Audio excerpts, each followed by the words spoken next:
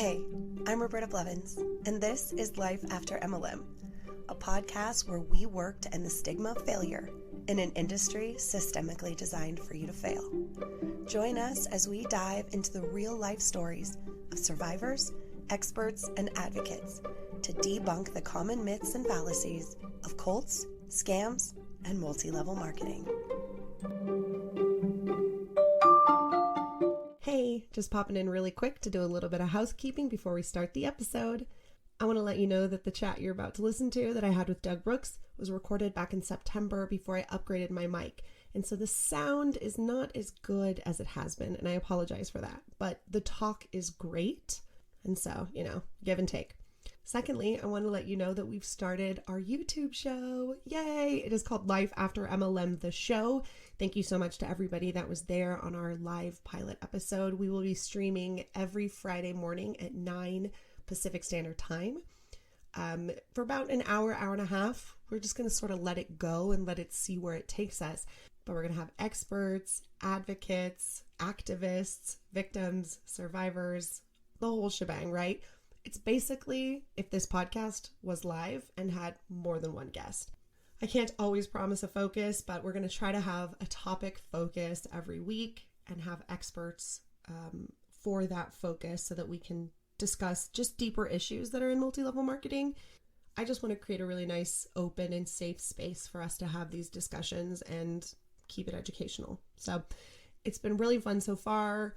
We've got a couple topics that are coming up. If you are listening going, oh my gosh, I really want to be on that, or I have a really great topic, or here's something that I've really wanted to dive into, let me know, hit me up, leave a comment, send me an email, whatever way you'd like to. I am currently looking for topics, currently looking for panelists, and really anybody that wants to be a part of this. So if you think you've got a great idea and that you want to do this, I would be so happy to have you. We're going to continue to keep this momentum growing and this community growing and treat this almost like a living resource. I'm so excited. Anyway, that's just the beginning of 2022. Please make sure you're following us on social media so that you don't miss any of this stuff, and enjoy the show. Hi, and welcome back to another episode of Life After MLM. This is a really exciting episode. Today we have Douglas Brooks, MLM lawyer extraordinaire, and we are going to talk about MLM and legal stuff and sort of his whole entire career. So it's lovely to have you, Doug. Thank you so much for coming on the show. Please introduce yourself and let us know how you even got started with MLM. Well, thanks very much for having me on, Roberta. I think you are doing very important work, creating a space where people can talk about their experiences. When I first started bringing MLM cases, there wasn't anything like this. And that's one of the most exciting developments in this area over the past few years, is that people like you and others in I'll call it the Anti MLM community, are out there, and you are talking with victims and letting people know that they're not alone, that the reason they failed is not because they didn't follow the plan, or they're stupid, or they can't do sales, or anything like that. The reason they failed is that because they got involved in a system that is designed to fail for most of the people that are involved in it. So I'm very happy to help you along. You mentioned Bob Fitzpatrick before. Bob and I have been friends and colleagues for decades, really, and we have, one of the things that we talk about lately is the fact that we've been speaking out all these years, but haven't really gotten any traction. Now I think you guys got you guys out in social media and podcasts and YouTubes and whatever. You are getting traction, and I think we're going to see some interesting developments in the regulation and treatment of MLMs by the regulators. So I'm very excited to be doing this now. Yes. I mean, I always tell people, they're like, this anti-MLM community, this movement is so new. And I say, no. They are the OGs. We've got Doug, we've got Bob, we've got the late John Taylor, wonderful Dr. John Taylor. These people, you guys have paved the way. You laid the brick road. And we are now happily skipping toward the Emerald City on it. So you guys were the people that laid that brick road. So I I give you so much credit and thank you so much for having that education and having those statistics so that when people like me were wronged and we went looking for them, that it did take us some time to find them, but we did. And we were able to sort of build off of that. And I think collectively, we're getting more traction than this movement's ever gotten ever before. So it's incredibly exciting. So thank you for your groundwork. Well, thanks. Although I think my skipping days are behind me, but I appreciate that comment. Oh yeah, no, it really does feel like that. It feels like you guys paved the road and we're like, okay, it's ready to go. Let's go. So we're definitely on the way to the Emerald City. So what got you interested in litigating multi-level marketing?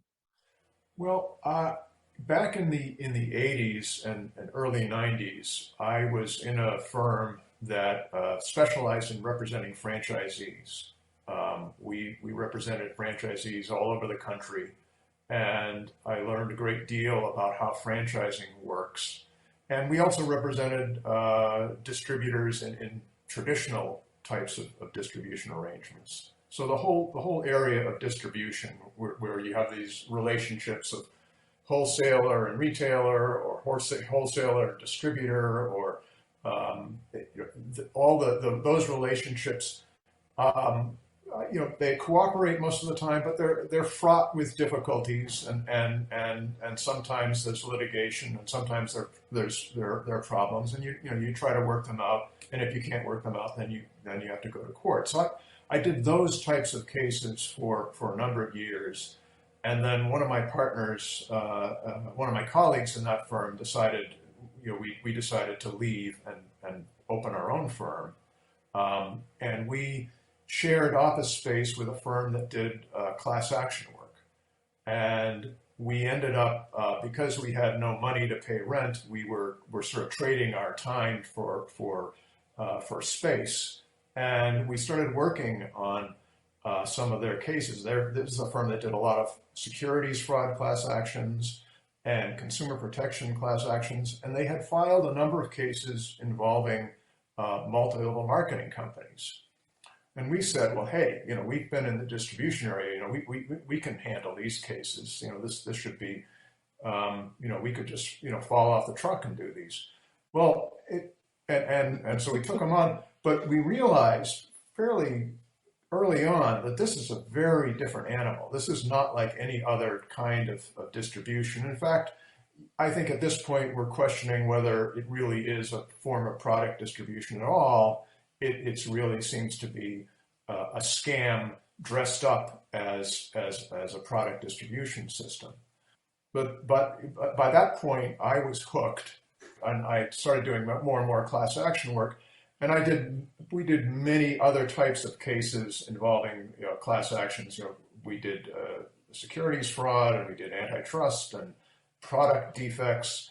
But the cases that always sort of got my blood flowing were these pyramid scheme cases.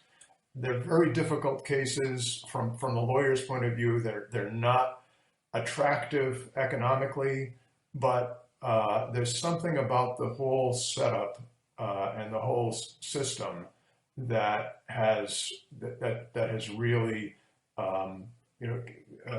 got me hooked.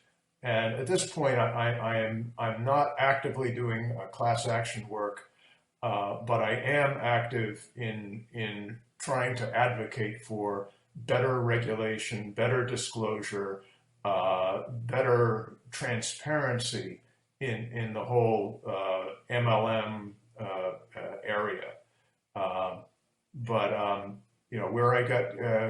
Where I got started was sort of falling into it without really a plan.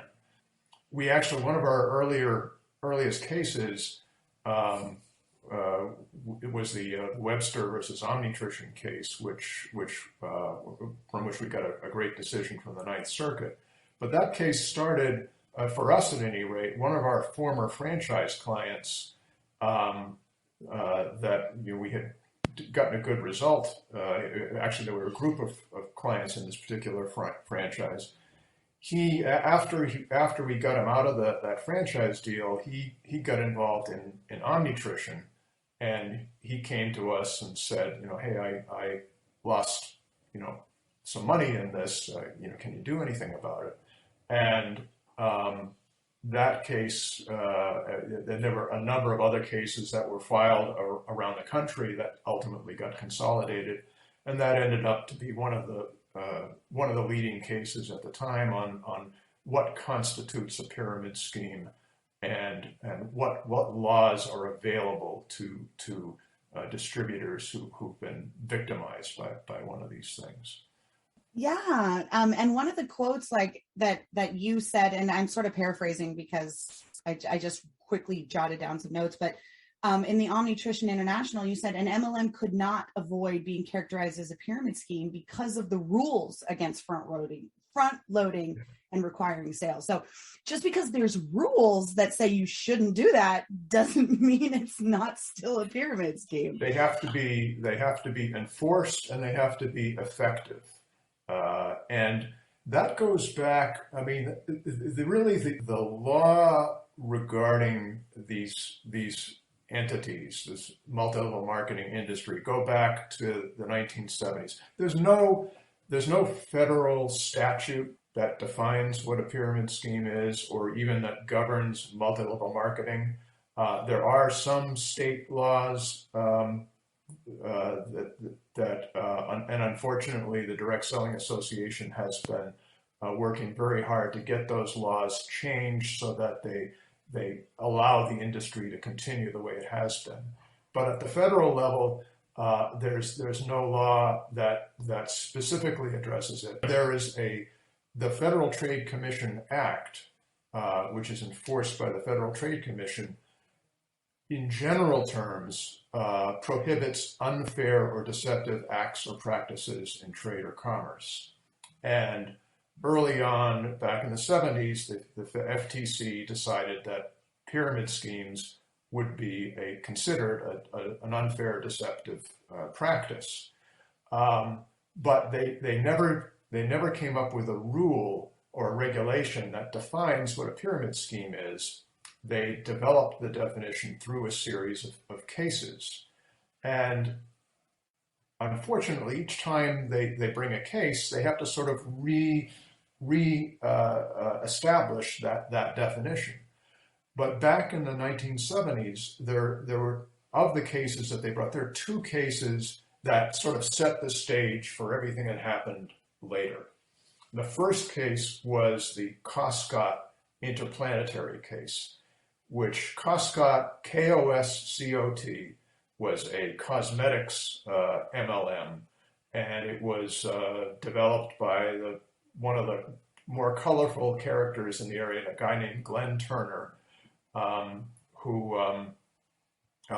all the elements that we know and love today were present back then. The big meetings with everybody getting all excited and jumping on their chairs, and all the hype and all the talk about how this is going to change your life and how everyone's going to be rich, and all you have to do is recruit, and you'll be relaxing on the beaches of the world. It was all there back 50 years ago, and the FTC and of course a number of states went after Glenn Turner and his companies, and finally the FTC moved, and they ultimately shut down Coscott, and they issued an opinion where they said, okay, here's why Coscott is a pyramid scheme, and here's what they're going to be prohibited from doing in the future. What they're prohibited from doing is having a system where you pay for the right to recruit other people and receive compensation when those people join the plan, and that compensation is not related to bona fide retail sales. And they were very clear in that decision. Retail sales meant sales to people who weren't participants in the plan, and consummated sales, actual sales that have taken place. So it's okay to have a plan where you get paid a commission based on a sale that has happened. That's okay. You could tell that the FTC was struggling a bit with whether to even permit the whole multi-level, unlimited recruiting type of thing. There's a passage in the opinion which essentially says, we wonder whether we should even allow plans that are based on retailing, because even if you do have retail sales at the bottom, you're still faced with a situation where if you have unlimited recruiting, at some point, people are not going to find enough customers to buy this stuff. Right. I mean, the mathematical side of this comes in, and it's very obvious. Like Bob always says, 13 levels of getting 5 people to get 5 people, and you run out of people on earth. And that includes third world countries, people on their deathbeds, people that are literally being born right now. It's mathematically impossible until we figure out interplanetary space travel and we open it up to Mars. There just isn't more people that we can get into these scams. There just isn't. Yeah.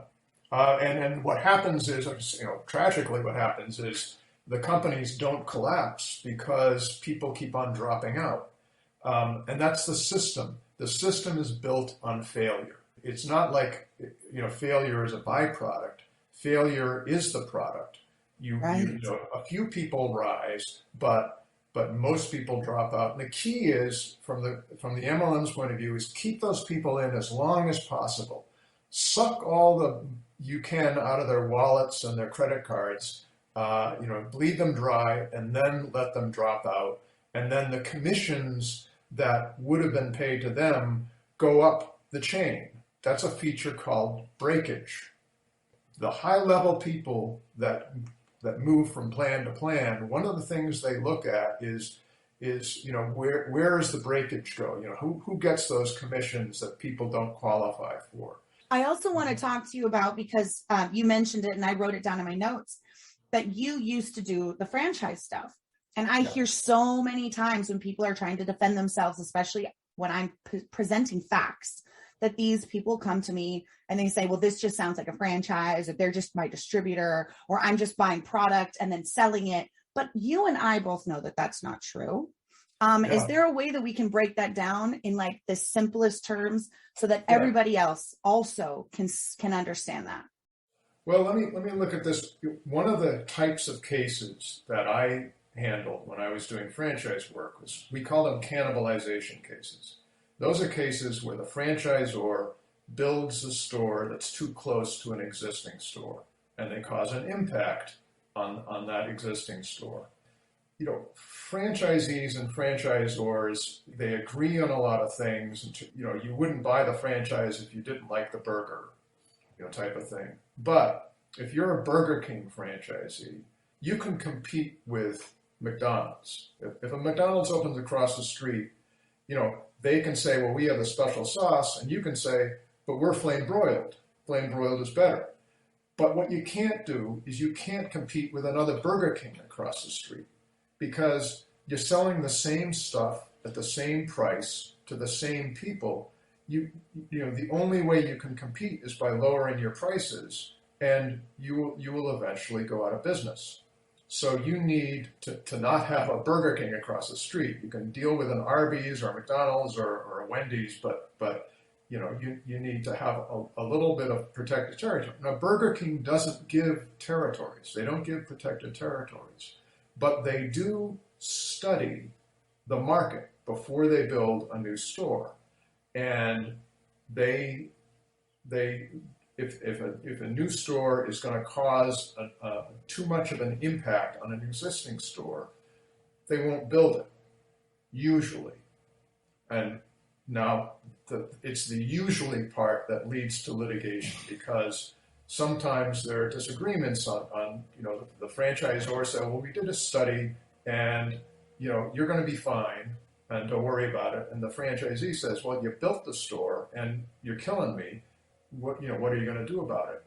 And so that's when the lawyers step in. And I had a case called Sheck versus Burger King. And Sheck was a franchisee, had a store, Burger King built a store with, simplifying the case, Burger King built a store that had a huge impact on his existing store. We sued.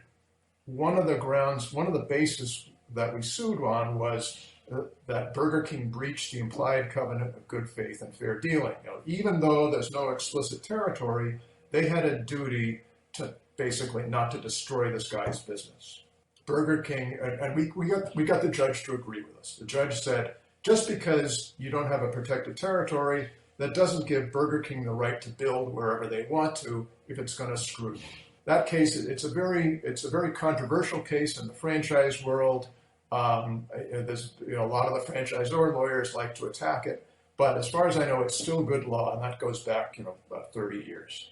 So if we were to put MLM into that, it would be like every single person going into Burger King saying, hey, I really like this flame broiled burger. And they're like, you know what? I've been watching you walk around the store. I think you should own your own franchise. And then literally having Burger Kings, 150 of them in one town. Right.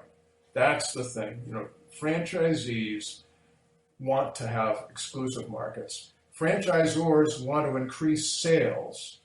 So a franchisor, if they want to make $1 million, they don't care if they have 100 people doing, do my math here, $10,000 or 10,000 people doing $100. They get their $1 million either way. But franchisors also recognize that in order to have a healthy distribution system, they need to have healthy franchisees. They need to give the franchisee a reasonable opportunity to succeed. They need to give the franchisee, the franchisee has to have some chance of having a viable business. And the franchisee knows, well, yeah, it might be nice to be the only store in town, but I benefit from the network effect. I benefit from having other Burger Kings in other towns because people will see my sign and say, oh yeah, I went to that store, 2 towns ago and it was good food, so I'm going to go here now. So there's a balance there. When you get to MLM, there's no balance because as you were just saying, you're recruiting your competition. There's no limit on the number of distributors. There's no protected territories. If you are as a distributor are recruiting other distributors, you're recruiting your competitors. And you're recruiting, if you're recruiting in your warm market, as they say, you are recruiting your customers to become your competitors. And fundamentally, it doesn't make sense from a distribution point of view. So the only way, ultimately we find out the only way to make money is by recruiting. You can't make money by retailing because there's someone always there, and there's someone there, and their incentive is to sell at cost or even a little bit lower, because here's the kicker. Because it's not enough that there's no territorial protection and no limitation on the number of distributors. The kicker is you've got inventory purchase requirements that you have to meet. There's no way to rise up in the plan, and there's no way to qualify to earn commission unless you account for a certain level of sales. And show me an MLM compensation plan, and I will find for you, or you will find for yourself, that there is some level of purchase that you are required to meet in order to participate in the plan. The MLM company, they will stand on a stack of Bibles and swear that the only purchase requirement they have is the starter kit, for $50 or $100. That's the only thing you have to buy, and now you're a distributor, and the world is your oyster. But it's all, everything else is optional. We have to get real here. If you're actually going to be a distributor, you're actually going to participate in a thing, and you're going to recruit people, you want to make commission based on what those recruits do. And if the only way to make commission, the only way to qualify for commission is by buying X amount of stuff, you're going to buy X amount of stuff. And that's what the whole the whole marketing push, when you go to these meetings and the extravaganzas and whatever, they want you to keep on buying stuff. I mean, that's if you're serious about the business, they say, you will, you've got to be a product of the product. You've got to buy this stuff. How can you possibly sell the stuff unless you use it yourself? And that's the line you're going to hear a million times over. That's my franchise versus MLM example. And a sensible distribution versus a fantasy, Wizard of Oz distribution. Yeah. I mean, it's just like I said, like if everybody owned, then nobody owns, right? If everybody sells hamburgers, then nobody really sells hamburgers because we're all selling it. We don't need to buy it. Yeah. So it's so silly, right? It's like people don't see that. They go, "Oh, you love this lipstick. You should sell it." Okay, but you sell it. Why do I need to sell it if you sell it? If you sell it, I can get it from you. I don't need to sell it to get it. I know 100 people that sell it. And that's the other thing, like, right? You can think of any MLM in your head, and most likely, at least one person that sells for that MLM. At least one. No, it's true. It's everywhere. Right? And it's not a Starbucks, right? It's not a Starbucks. People will say this to me too. Well, there's Starbucks everywhere. There's a Starbucks in every corner. And I'm like, and there's a line out every single Starbucks. That's why there's another Starbucks down the street. And that's a company owned system too. Those are not separate franchises. That's Starbucks made a decision that we're not going to franchise. We're going to be vertically integrated, and so we can build next door if we want to. The only person we're hurting is ourselves, But you're right. Every Starbucks you see, there's a line out the door. So they must be they have a real product that people really want. Yeah. Even if you don't like Starbucks and you're like, corporate coffee, you have to give it to them. Like they know what they're doing. They're competing against themselves and they're doing great. There's literally I live in a tiny town. There are literally 2 Starbucks in town, and they're in the same shopping center. One's in the grocery store and one is a freestanding store next to the grocery store. And both of them do amazingly well. Yeah. But if there were 20 or 30, you might begin to wonder. Right. And with MLM, there's no limit on no one is making a decision. Well, here's a town of 30,000 people. We know that there should be 2.5 stores which will service that number of people. No one's making decisions like that. It's just total recruitment. Without regard to where the distributors should be or what markets we need to exploit or what is the minimum size of a market that a distributor needs in order to be viable. No one's making decisions like that. It's irrelevant in MLM. The only thing that matters is recruiting, and how good a recruiter you are basically determines how much you're going to succeed in the business. So I mentioned the Costco case. Amway was just a few years after Costco, and the administrative law judge who decided it cited Costco as the controlling authority. But then in the decision, he sort of totally turns around and runs away from Costco, because Amway is a system where, first of all, like every other MLM you've seen, there's unlimited recruiting. There's no limitation on the number of recruits. There's no territorial protection. And you have to meet a certain level of purchases in order to qualify to earn commissions on your downline. And Amway pays commission before retail sales are made. In other words, the thing that triggers the payment of the commission is a distributor buying stuff. The system, you get paid a commission before that stuff is sold to a consumer. But Amway said to the FTC, well, it's okay because we have these rules that encourage distributors to make retail sales. We require distributors to sell to 10 different people every month. And we require distributors to sell 70% of their prior month's order before they make a new order. And we also require them to buy back stuff from their customers if the customer doesn't want it. And then they said those three rules encourage retail sales, and therefore you don't have to enforce this requirement that commissions are only paid based on consummated sales to non-participants. It's okay if people are our distributors love our products, they're going to buy them themselves, so they're their own customers.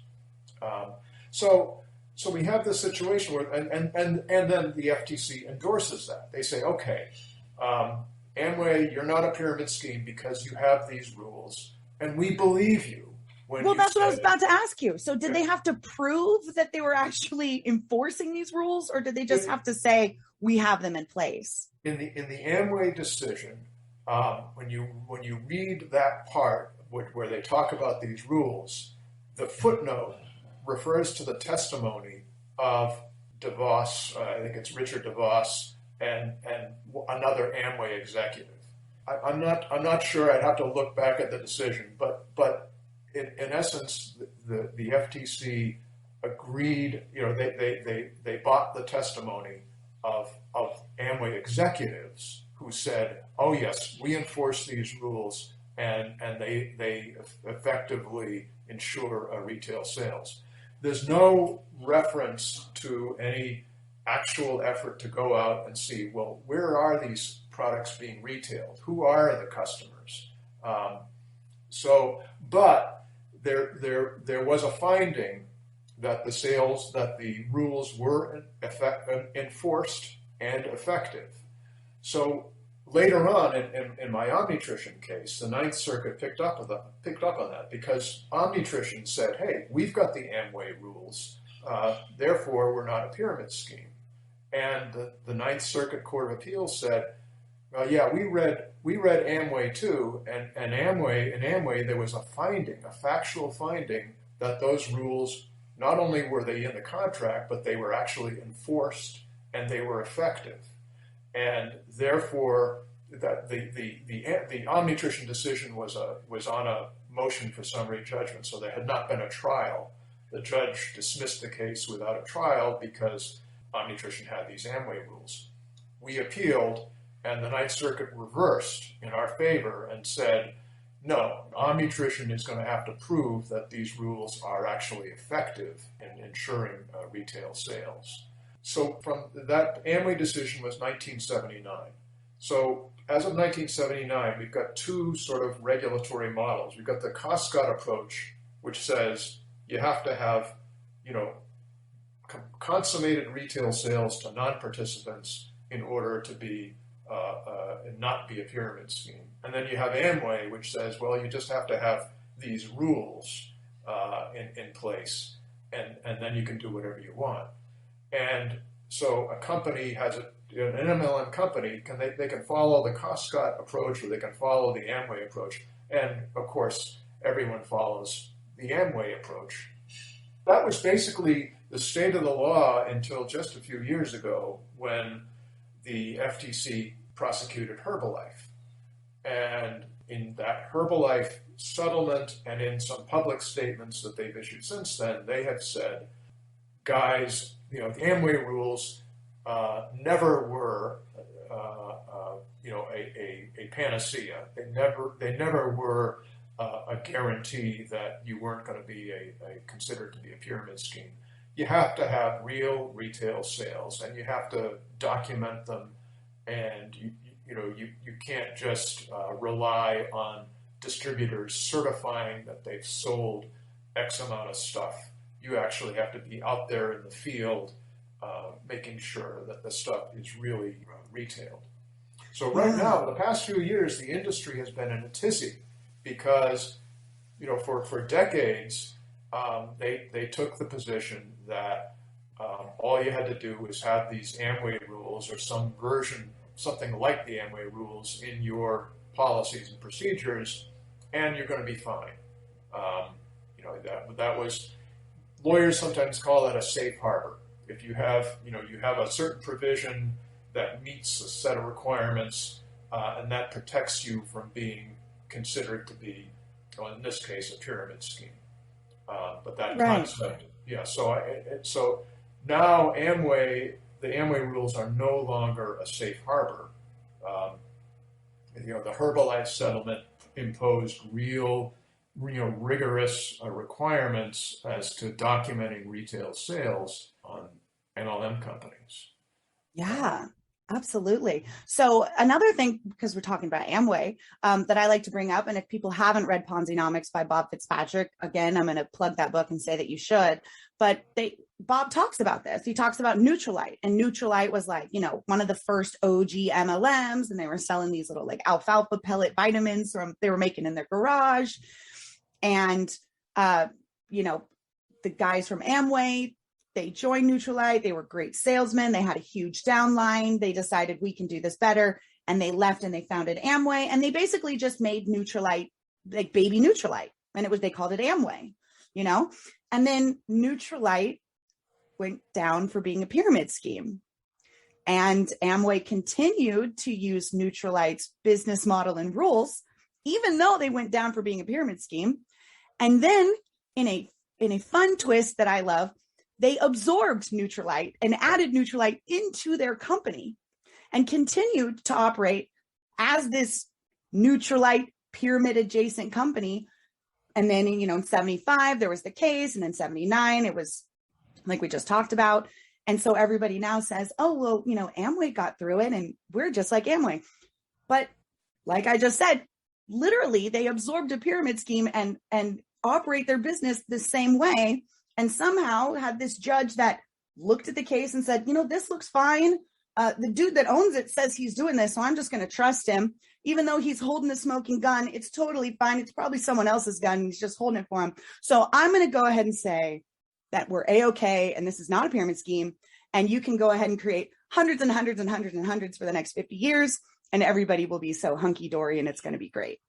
Yeah, absolutely. And Bob's book is great on a number of levels, but one of them is that he explains the politics involved and what was going on with Gerald Ford and Ronald Reagan. And it's a shame because what happened after 1979 is the industry explodes because now people have a model. Okay, now we know how we can navigate the regulatory minefield. We're going to have these rules. Within a few years, you have Herbalife, you have Nu Skin, you have, all, the big players all start in the early 80s. And the industry just explodes. It metastasizes because every time, the high level people will fight with each other over downlines, and one group will split off and they'll start a new MLM. Or an MLM, every once in a while, one gets shut down by the FTC or maybe by a group of states going after them. And it's like the Hydra from Greek mythology. You cut the heads off, but they live and they sprout new heads. And so, new MLMs are sprouted and grow up. And one of these days, I'd really love to sort of create a genealogy of all these companies. These people that have, over the years, they keep on, they bounce from one company to another. One company folds, and then, 6 more companies develop. But I think that'd be an interesting project to do. I haven't had the time to put that together, but I'd love to try to do that because I think it would be amazing. Yeah. I think it would be so unbelievably eye-opening to do the MLM Family Tree for people to be like, wait a second, doTERRA came from Young Living? We're like, yeah.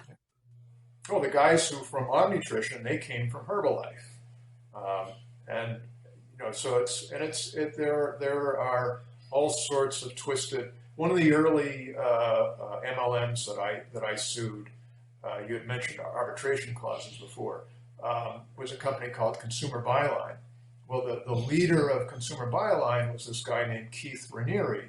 They got shut down, after we filed our case about a year or so after. The New York AG shut him down, and he was barred from the MLM business.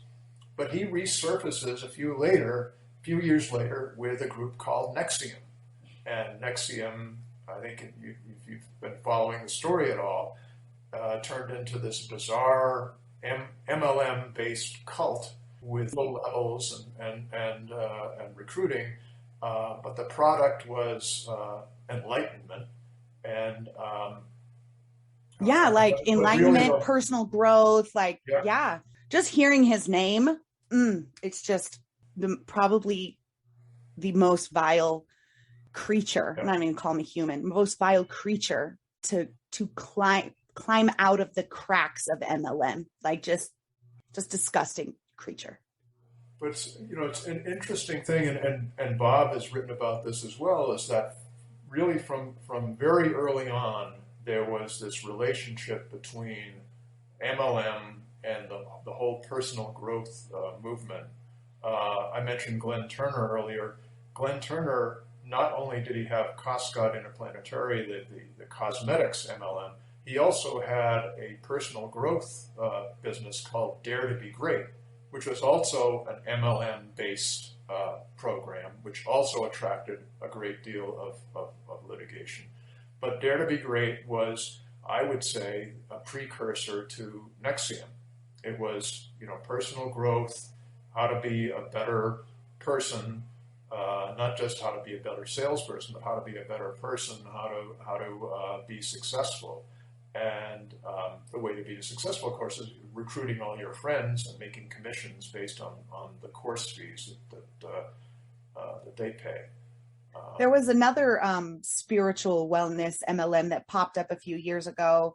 And I believe Terrell Tanstrom, who had a hand in helping create LuLaRoe and many other MLMs, was involved in this one as well. And it was called Bolo. And I think it only lasted for 6 months before people were like, you're not even selling a product. Like, this is clearly a pyramid scheme, and it folded. But yeah, it's just another one. I'm like, you guys aren't even selling anything other than, let me just talk to you and my enlightenment will be the product. I'm like, that sounds scammier than Herbalife. But it is, and the same. You see the same message over and over again. It's the answer to your prayers. Yeah. What's your problem? What's your fear? What are your dreams? Oh, well, we can solve that. We are the MLM is the answer to whatever your problem is. 100%. I feel like anybody could come up with any vulnerability, and we hear it all the time on the show. I was in a divorce. I had just had a baby. I had just broken up with my boyfriend. I had just moved across the country. I just graduated college. It doesn't matter. You put yourself in a vulnerable position, and a scammer is going to come up and say, don't you want to have XYZ? Because they know you do. They're going to ask you a question that you're not ever going to be able to say no to. They're going to say, don't you want more for yourself? Who would say no to that? Don't you want to earn more money? Don't you want to be paid for what you're worth? Who would ever say no to those questions? The questions they give you are loaded. They are emotionally manipulative. They are 100% to get you to suspend disbelief for just 1 second. Because if you can suspend disbelief for just 1 second, the next time I might be able to get you to suspend it for 2. And what they do when they first recruit you is they ask you, well, what is your dream? Are you afraid of being laid off? Do you want to send your kids to college, whatever it is? And then 6 months later, when you're saying, wait a minute, I'm not making any money at this thing. I think I'm going to drop out. And they go to you and say, well, what about your kids' college? Don't you care about your dream? I mean, this is, and so they are, all that stuff is recorded, and it's all part of the plan. They one of the first things they ask you, what's your dream? And they also ask you to make a list of everyone you know before you even know that you're really getting involved in this. It's all part of the package, and it's basically the same thing from MLM to MLM. They all do a version of this this process. Absolutely. And I want people to think back to any job interview they've ever been in. How many of them trained you on what to say if someone asks if you're a scam or a pyramid scheme? How many of them like fill it with balloons and rah-rah and confetti and have people come up and tell their sob stories about how they used to be on food stamps and now they're buying a lake house? Like, how many job interviews have you been in where they're literally just trying to convince you and manipulate you when you're like, hey, I don't think this works for me. They're like, but what about your children? I thought you wanted to help retire your husband. I thought you wanted to bring him home from the oil fields. Do you not care about your husband anymore? You're just like, wait, whoa. No, I do. Of course I do. Like, well, no, you're right. Okay, I did. I started this business to help my husband. I got to put at least 6 more months. Well, starting a business is hard work. And, maybe you just aren't cut out to own your own business. Not everybody is. You shouldn't feel bad if you're just not cut out to do this. It takes a special kind of person. And they're manipulating you and they're making you feel like, well, no, I could do this. I can. You got to believe in me. It is so unbelievably manipulative. I need people to understand that because this is not a regular job. Just trust me. Give me a few more months and you'll be there. Absolutely. Oh my God. So you talked about arbitration clauses, and that's something that I really want to talk about because I know that there are people listening who, because I get their emails, hey, I was with XYZ. I'm thinking about talking to a lawyer. I'm thinking about starting a class action lawsuit. And I always say, read the contract, read that arbitration clause, see if this is something you can even do. See if this is something you can even get into the Ninth Circuit. See if this is something that can even pass these crazy things that they put into these contracts. You've been litigating for over 30 years. I know it hasn't been MLM the whole time, but just so people know some of the baddies that you've been up against, New Skin, Herbalife, Amway, Consumer Byline, Nexium, like those are big names. Okay. You are not some little guy that's never done anything. Like those are humongous names. So I never sued Amway. But weren't you you helped represent a victim of Amway? I did. I did represent actually a woman who had a website called MLM Survivor, and she was sued by a high-level Amway distributor for defamation.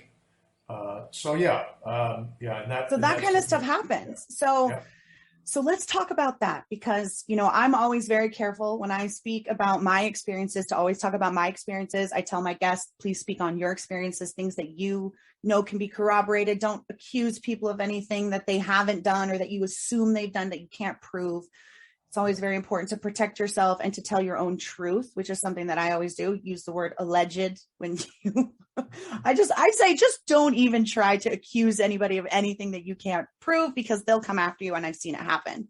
And even if you can prove it, I mean, the problem with our system is even if you can prove it, they may still sue you, and unless you have the wherewithal to defend yourself, you're going to be in a tough situation. I'm representing or helping a young man who is being sued by an MLM in Canada right now, and this company has sued they brought at least 12 defamation suits in the past couple of years against critics, and the strategy is you file a suit very often in a jurisdiction that's far away from wherever the person lives, and you've got a law firm and they've got nothing, and the easiest thing for you to do is just to take your stuff offline and agree that you'll never talk about them again. That's what they're going for. They're basically frightening people into not speaking out.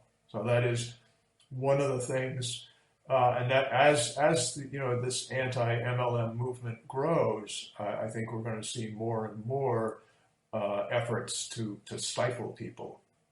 So you're right to be careful. You asked about arbitration. In just about every MLM distributor agreement that you're going to see today, you're going to see a clause that says any disputes have to be resolved through arbitration, and then they'll also have the state where you have to go to resolve things. And there'll also be a clause, or it'll be part of that clause that says no class actions. Any arbitration or litigation will only be on an individual basis.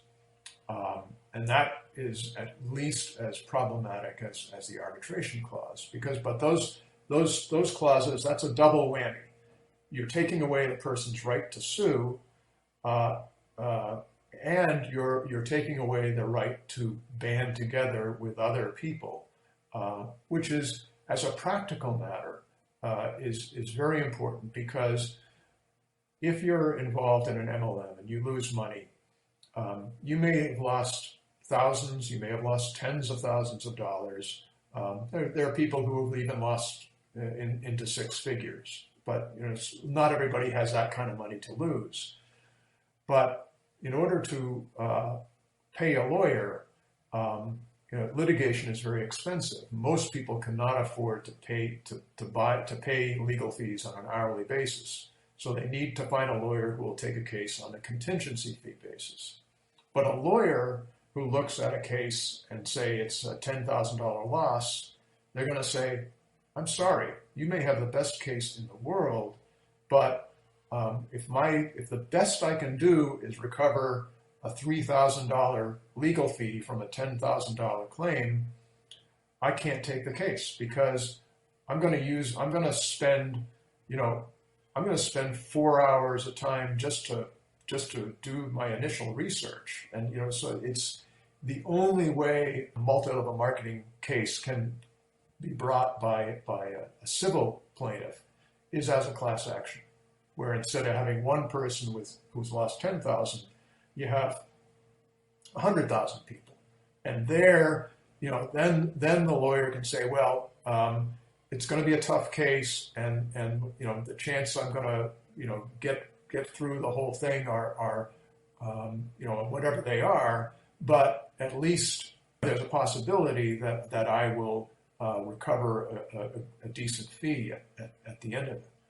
So MLM companies, by putting in these class action waivers, they've taken away that ability. And the arbitration clause is similarly, if you can't go into court, if the only way you can do this is by arbitration, you are taking away, as a practical matter, the ability of victims to recover. I mean, it's one thing if arbitration clauses are very common in real distribution and franchise arrangements. And they may actually, I arbitrated a number of franchise cases. If there were an arbitration clause, usually we didn't fight it. We would arbitrate. But those are, franchisees can afford, hopefully, can afford to pay legal fees. There's a big enough amount of money at stake so that it's possible for a single franchisee case to be worthwhile. With MLM, if you take away that class action ability and you force people to arbitrate, and that's the problem. And courts these days are tending to enforce those types of clauses. I have that consumer bylines case that I mentioned. That is actually a case where it was one of the first MLM contracts I saw, because it's going back to the early 90s. They had an arbitration clause in there, and but we went to court, and the judge ruled that, well, what you've alleged here is a pyramid scheme, and this is a New York-based company. And we did the research. Pyramid schemes are violate the public policy of the state of New York. I'm not going to enforce a contract that violates New York public policy. I'm not going to enforce this contract because I'm essentially rewarding a company for being a pyramid scheme. So in a nutshell, I'm oversimplifying here, but that case, in the case, the judge refused to enforce the arbitration clauses. And there are cases where judges have not enforced our arbitration clauses, but it's becoming increasingly difficult because each time that happens, the guys that draft, the lawyers that draft these MLM distribution agreements, they take out their pencils and they revise the clause, basically they deal with whatever that, judgment was. And because you will also see in essentially every MLM distribution agreement, there's a clause that says, we can change this agreement whenever we want to, effective unnoticed to you. Yes, like this agreement can change at any time without any letting you know about it at all. Absolutely. And then there's a clause that says this contract incorporates by reference our policies and procedures, and we can change our policies and procedures whenever we want, unnoticed to you. At this point, if they change it because you signed that original contract, is there something in that original contract that says, because I've signed this original contract, I agree to all revisions of all other contracts in the future, no matter what it says? Yes, that's what that clause is intended to mean. So you're signing your life away and you're saying you can change this at any time and I'll completely continue to agree with it, no problem. There are some cases, some judges look at that and they say, okay, this is ridiculous. You can't have a contract which one side can change at will to mean whatever they want it to mean. I, the judge, I'm saying there is no contract here. So therefore, I'm not going to enforce the arbitration clause because in essence, there's nothing to enforce because this is not a real contract. There are a few cases that have held that, but there's a lot of judges. That's sort of we're seeing a lot of judges appointed these days by to be conservatives, on the bench, and there's a tendency to sort of enforce contracts as written, and so it's sort of the luck of the draw whether you find a judge who will take a real hard look at a contract like that and say, this is not a real contract. This is just you can't have a situation where someone can just do whatever they want and call it a contract. Right. And quick question, Doug, although I feel like I know the answer. What other industries have contracts like this besides multi-level marketing?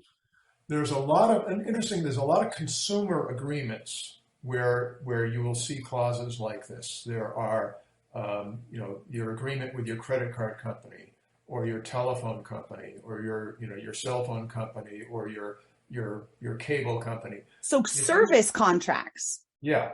Contracts where, there's this big imbalance, there's a lot of fine print, which no one ever reads. But if you actually look at it, you're going to see arbitration clauses. You're going to see, clauses about how we can change the deal, on notice. And maybe they'll give you 30 days to decide whether you want to agree to.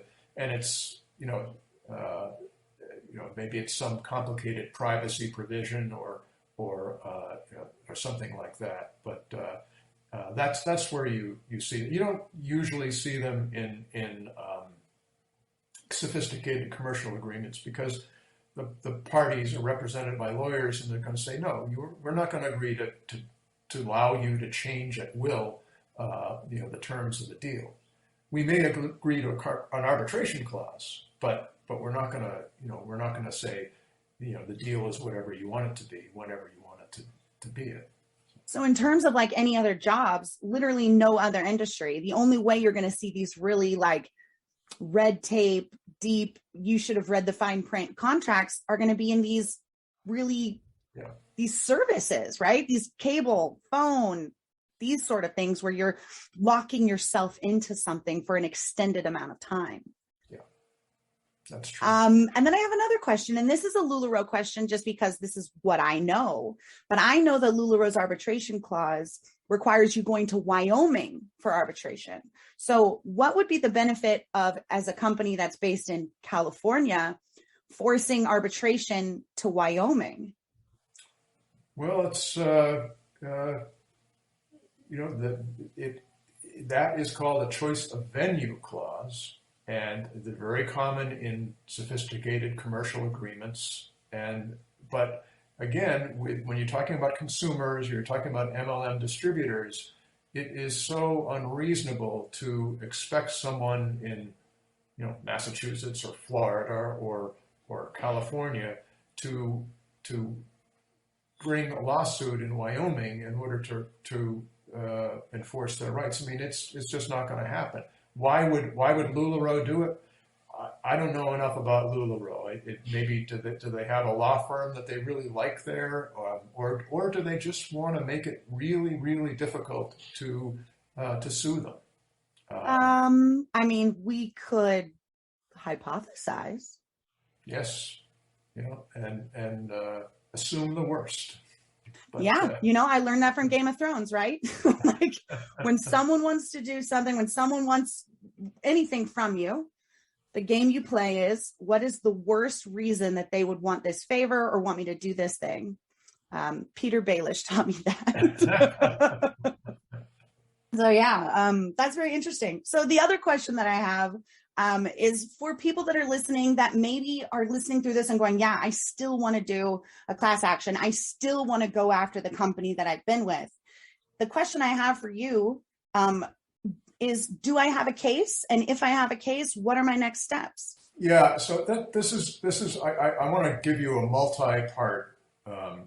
I appreciate it. I can't even tell you how many times I get emails that are like, yeah, I saw Lula Rich. I saw the Vice documentary. I watched your TikToks, whatever.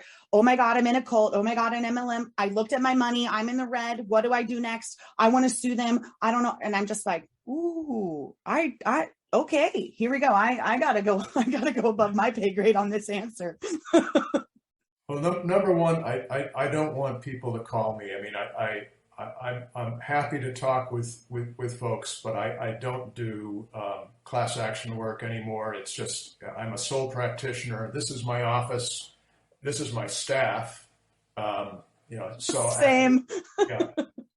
So I'm just not in a position to take on cases like that. Yeah, absolutely not. I just want you as an amazing resource. Well, thank you for that. Number one, what I tell people is, first of all, go to the FTC. The FTC has you can go to their website. They have a report fraud button, the form you can fill out online. Tell your story. It's really, really important that the regulators hear from people who have been victimized by these things. Because one of the things that we faced, folks like Bob and I and others who've been at this for a while, is there's this pattern that, in fact, the FTC has documented. The victims of pyramid schemes are the least likely to report their fraud or that they've been defrauded as to any other type of fraud. And we need to study why that's the case. I think there's a lot of shame involved. There's a lot of guilt. There's Absolutely. fear.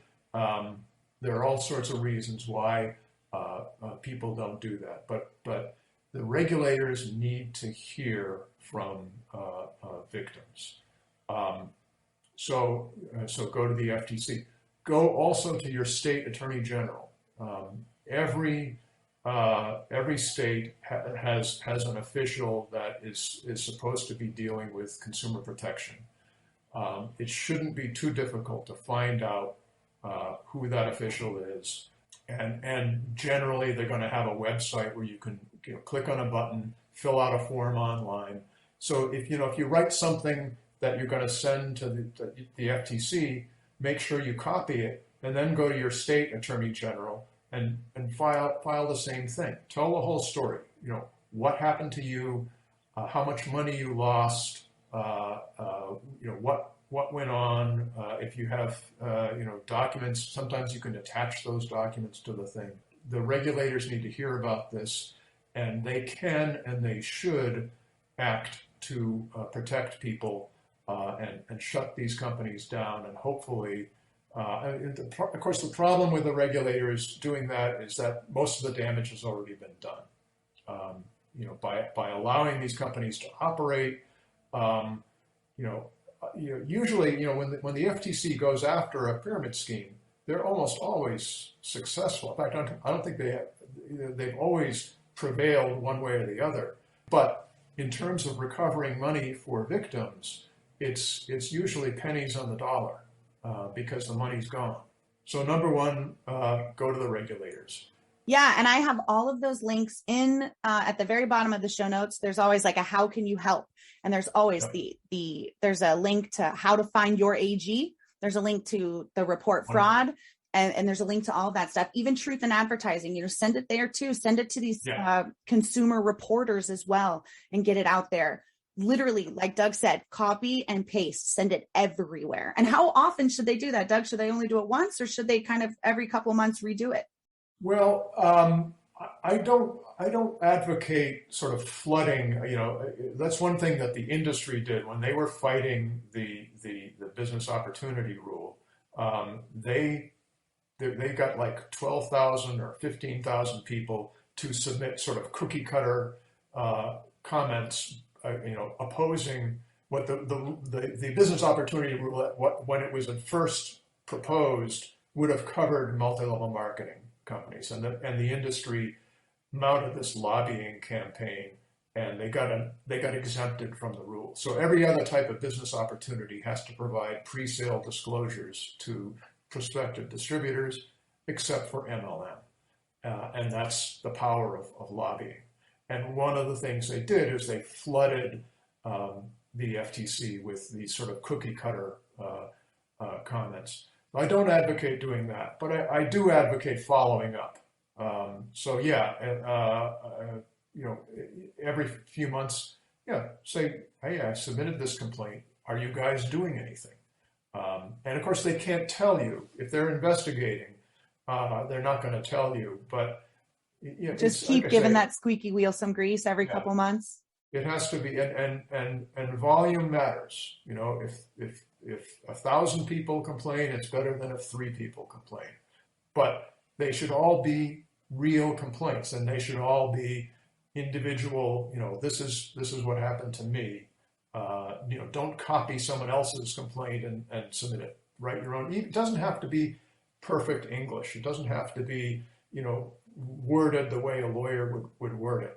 It's actually very powerful to just write from the heart and say what what happened to you. We saw the after effects of doing that in Washington State against LuLaRoe.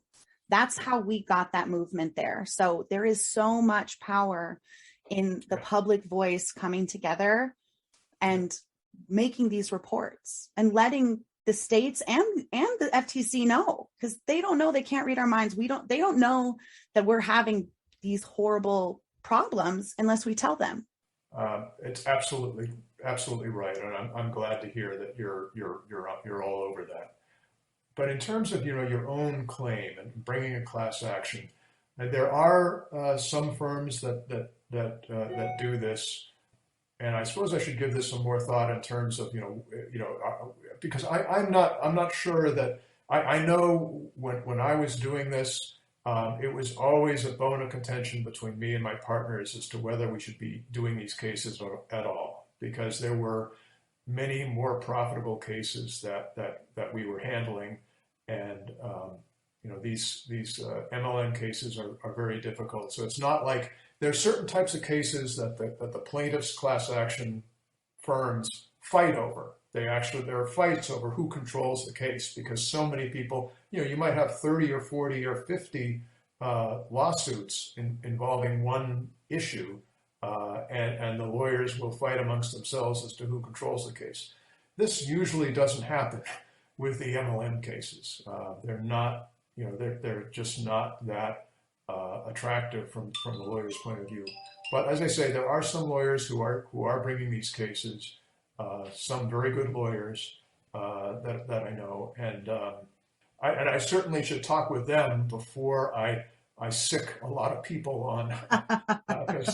Well, we could have a whole nother episode about that kind of stuff. Yeah, Does that Yeah, answer that I question? think so. I mean, if someone thinks that they have a case, then the best thing to do is to file those complaints, maybe find other people that are victims. Facebook groups are a great place to find support for the victims of MLM. There's lots of anti-MLM victim support groups. And there's even there's LuLaRoe groups, there's Monet groups. So if one of those companies, if they don't have it, make one. If you were in it and people that were victimized as well, add them, create these groups, create these grassroots support groups, and get the people in there to complain to your state AG, to the FTC, to the media. That is how, I started talking about LuLaRoe 4 years ago, you guys. And this is what's happened in 4 years. This is not like yesterday I decided to start talking about LuLaRoe and they're like, okay, let's make a movie. 4 years of being on the ground, boots on the ground, working, helping, talking to victims, reporting things. It takes time. It takes so much time. It takes so many people. It's totally worth it. And it's amazing. And the validation and the catharsis when you actually get to go up against your victimizer and tell your story is incredible, but it takes time. And so you've got to start these grassroots things. You have to find other victims. You have to tell your stories. If you're listening to this, you're on the right track already. You're listening to other victim stories. Go a little bit deeper. Start that group. Join that group. Find that group. And create this movement inside, because honestly, it's the victims' stories. It's the victims that will make the change. The loopholes in the FTC and the government, the only thing those loopholes do is they create more sophisticated scammers.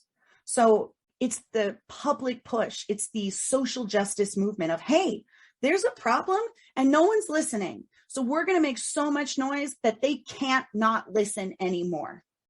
Yeah, you're absolutely right. And you've reminded me of one other thing that you should be doing. Okay, let's hear it. Go to your congressman, go to your senator, go to your congressman. Again, they all have websites. They all have online forms that you can fill out. Take that same, cut and paste your complaint from the FTC and tell your congressman about it. Right now, there's a direct selling caucus. There are congressmen who are essentially in the pocket of the industry, and anytime any law or regulation looks like it's going to get passed that might affect the industry, they're mobilized. There is no congressperson right now who is speaking out about this business. I don't know. Someone somewhere is going to do it. I don't know who it is yet, but I'm pressing whatever buttons I can press. But go to your congressman, and the congressmen, they're always looking for flagship issues. They're always looking for issues where they can sort of do good and also make themselves look good at the same time. And here's an issue where millions of people are getting ripped off every year to the tune of billions of dollars. Why doesn't one of these, young Congress people who they need to get support, they need to get attention? Hey, here's an issue that someone needs to take. So, Man, they would have so many supporters behind them instantaneously. Yeah. If somebody were to actually say, look, we got to do this. We have to start this grassroots educational movement. I mean, and here's the other thing that I want to say, because a lot of times people, if I bring up anything slightly political at all, people are like, So I want people to know that MLM is not a red issue or a blue issue. It is smack dab in the middle. It is just, it's big tobacco, big pharma. They don't pick red or blue either. It affects every single person. And big pyramid is exactly the same. So when people are like, it's this and it's that, I'm like, maybe listen to the dream. Maybe read Ponziomics. Yeah. It's not. It's both sides. And I remember reading Bob's book and some of the names that came up, and I was like, what? Yeah. Madeleine Albright. That's the one I was thinking of. Spokesperson for Herbalife. I mean, what a just a tragic miscalculation on her part. Just like your heart just ripped out and shredded. Like, I was like, she's like, it's a great product and I use it. And I was just like, what are you doing, Madeline? What are you doing right now? Yeah. Did you have anyone vetting this company or giving you any background on what you were getting into? Right. So it's important. It's People all over. need to realize. You're right. They are definitely, going back to the 70s, yeah, probably they're mostly on the GOP side, but they've become equal opportunity campaigners at this Absolutely. Point. And one of my favorite websites is Open Secrets, where you can actually see where the PAC donations go. And if you go to the Direct Sellers Association, their caucus, and you look, that graph, some years it's super blue and some years it's super red. And you can tell because they're trying to get people in office that will help their agenda. You guys talk about agendas all the time. It's going to help your agenda. This is a literal agenda and we're just ignoring it.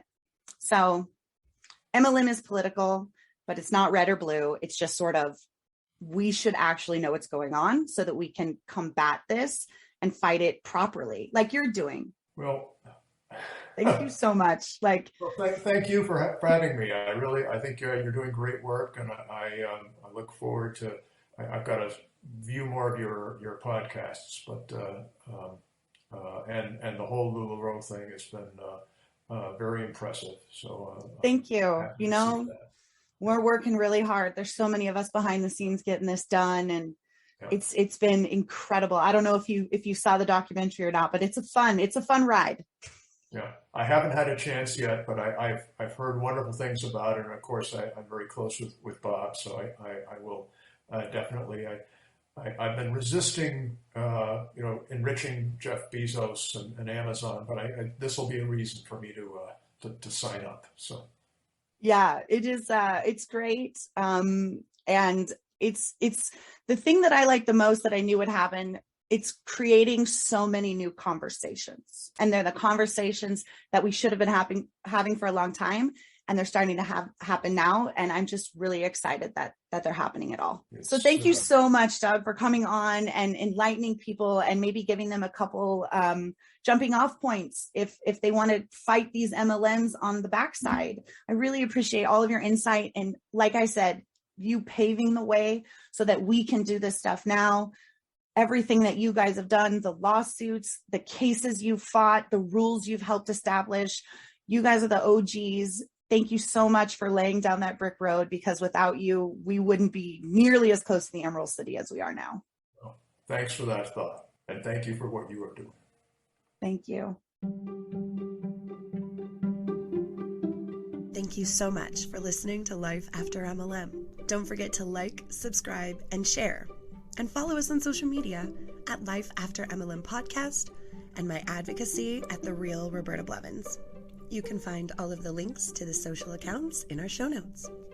And if you just listened to that incredible story and you thought, oh my God, I have a story just like that needs to be told, hit me up, therealrobertablevins@gmail.com.